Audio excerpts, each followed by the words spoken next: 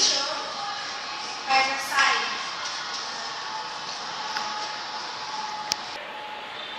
So Mg is in solid state, while H2O is in liquid state.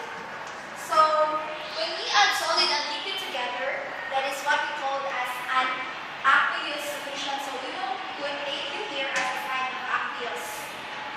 So to identify the properties of the magnesium, whether it is physical or chemical change, we need to test it with a litmus paper. So a litmus paper is an indicator. An indicator is a material which can identify if that material is acid or base. There are different kinds of indicators such as phenolphthalein, Bromthiol blue, Congo orange, and metal red. So we will use the litmus paper as an indicator. So while testing the magnesium and the hydrogen or the magnesium oxide into the litmus paper, so the litmus paper turns to red litmus paper, turns to blue, then blue litmus paper remains blue. So as we can see, the litmus paper turns into blue. Either we have the red litmus paper or the blue litmus paper. So that is an indicator that magnesium hydroxide is a base. Basic substances are slippery and it is also bitter, while acid is in the sour taste. So our next procedure or setup is that we will use iodine crystals. So we need to heat the iodine crystals using the test tube. So we'll put the iodine crystals in the test tube, then we will heat it. So the formula for that reaction is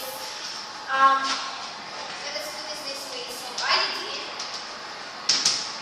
So that is, by the way, the original color of iodine is gray, but because it is volatile, meaning that it can easily be evaporated, so that's why we can see that it is violet.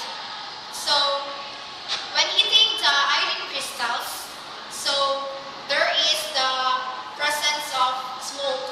So the iodine crystals, which is in gas phase, turns into the gaseous phase. So gaseous phase, while when we heat it, when we apply heat, so that is the symbol of heat, delta. So that process is called sublimation. So sublimation is a process wherein an element which is in solid phase turns into gaseous phase without passing the liquid phase. Then our next setup is that we will use the iron and the sulfur. So the procedure in using the iron and sulfur is that we will test the two materials using the bar magnet. So since we don't have any space, so let me erase this one.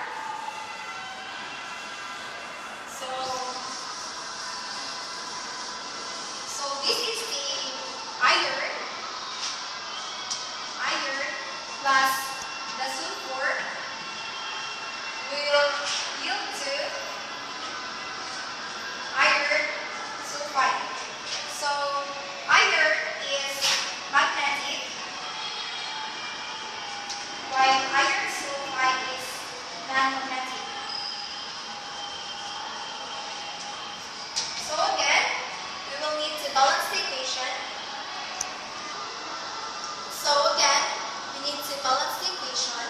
So sulfur has 8 atoms.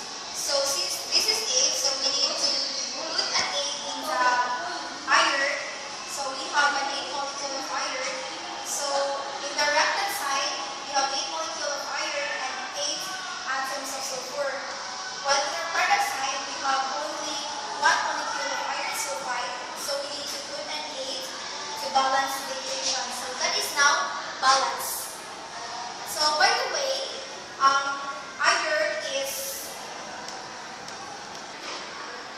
nature and it is rough, while the sulfur is yellow, then it is smooth. So we are done now with our setup. So now we can identify the physical and chemical properties of pure substances. So to summarize it all, based on our experiment, so we need to classify the physical and chemical properties of pure substances. So let us put it this way so that you can further understand it. So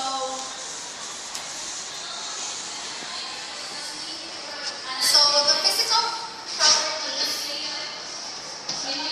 physical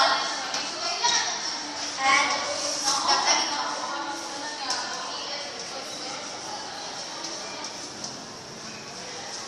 So the physical properties of pure substances is the change of color. So first is the change of color. Change of color. So that is observable when we use the magnesium ribbon and put it into water and test it with the litmus paper. So the litmus paper, the red litmus paper turns to blue and the blue litmus paper remains into blue. So that is a sign of the physical change of pure substances. Then another characteristics of physical change is that evolution of gas. So this is also observable when we heat the iodine crystals. So the solid iodine crystals turns into its gaseous phase through the process of sublimation. So if there is sublimation, there is presence of gas. So the evolution of gas is classified as physical change. So another physical characteristics or properties of pure substances is its solubility. So solubility is the ability of some materials to dissolve in liquids. So this is observable when we put the magnesium ribbon into water and we obtain magnesium hydroxide, and also when we put iodine crystals into the test tube and heat it. And the other physical properties of pure substances is its mass and volume.